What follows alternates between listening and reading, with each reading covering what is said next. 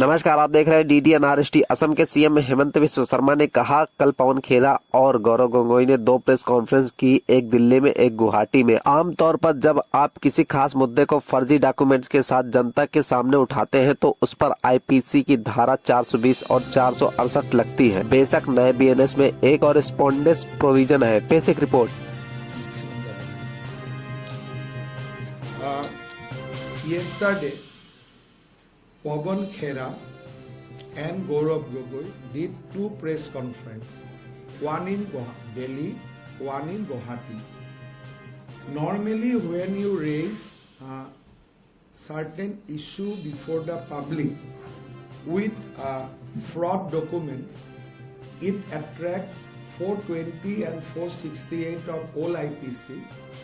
Of course, there is a correspondent provision in new BNS.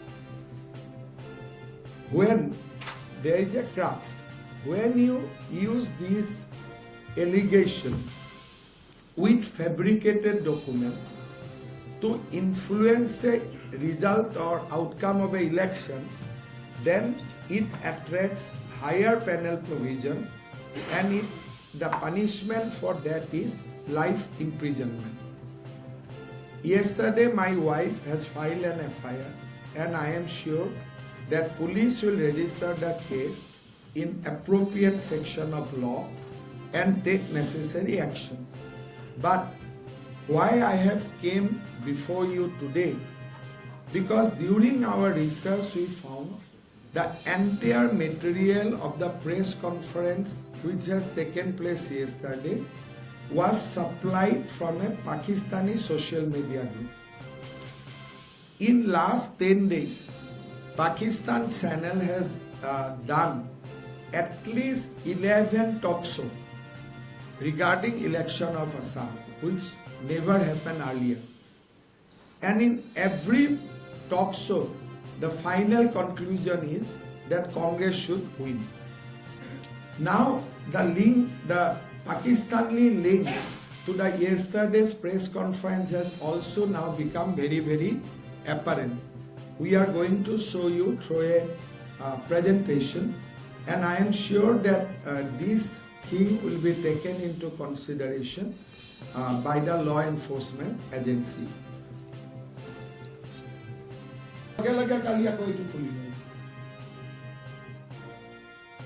Kali rati. এতিয়া আমি আজি ৰাতিপুৱা খুলিলো লাষ্ট পেজত yes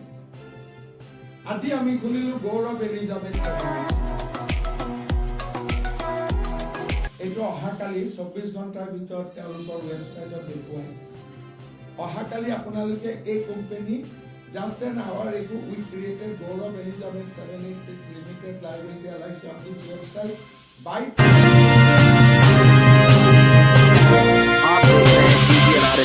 paying USD 199 and it should be visible on the website by this evening. তাৰমানে 199 টকা দিলে যাৰ তাৰ নামত তাতে কোম্পানী ফৰ্ম কৰিব USD 199 এতিয়া ৰূপম গোস্বামীৰ নিজৰ নামত এটা খুলি ল'ব পাৰে আপোনালোকে সবেই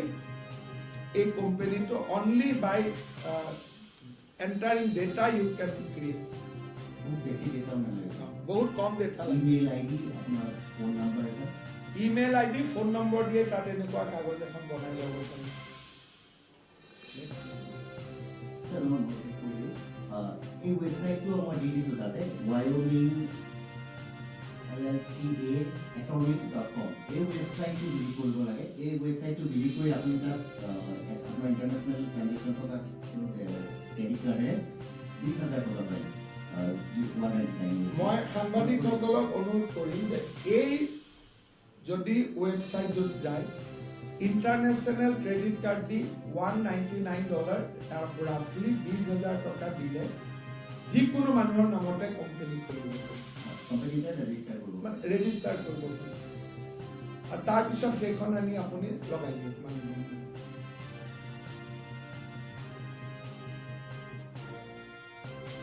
এতিয়া মই আকৌ ফ্ৰণ্টটোত আনিব খুজিছো একদম ফাৰ্ষ্ট পেজত আমাৰ যিটো মেইন এলিগেশ্যন আজি এইটো হ'ল যে Congress use images of passport and documents procured from a Pakistani social media group so' এই যিবিলাক ফ্ৰড কৰি আছে এইটোতো court will detect but Gaurav Gogoi was helped by a Pakistani social media group এই গোটেই কামটো কৰিছে চ' যিটো আমাৰ অৰিজিনেল এলিগেশ্যন আছিল ইলেকশ্যন হোৱাৰ পৰাই প্ৰথম আমি আপোনালোকক দেখুৱাইছিলোঁ ইছলামাবাদ কৰাচীৰ এড্ৰেছত কিমান টুইটাৰ একাউণ্টে অসমৰ ইলেকশ্যন এইবিলাক আপোনালোকে মনত কৰিব যে মই আপোনালোকক এখন প্ৰেছ কনফাৰেঞ্চ কৰি পাকিস্তান আৰু বাংলাদেশৰ টুইটাৰ একাউণ্টবিলাক আমি আপোনালোকক দিছিলোঁ মই ভাবোঁ যে আপোনালোকৰ মনত আছে তাৰপিছত পাকিস্তানত টক শ্ব' হ'ল আৰু আজি গোটেই ফ্ৰড ডকুমেণ্টছবিলাক বনাবৰ কাৰণে আৰু এই ফ্ৰড ডকুমেণ্টছখিনি গুগল ৰিভাৰ্ছ চাৰ্চ কৰিলে হ'ল যোনে অলপ বুজিব খোজে আজি এইমাত্ৰ এখেতৰ লগত বহি বুজিলেই হ'ল যে দিজ আৰ চিম্পল আকৌ নেক্সট পেজত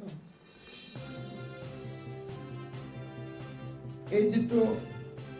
আবেলকাৰ আল সামান এইটো পাব নেক্সট পেজটোত আহক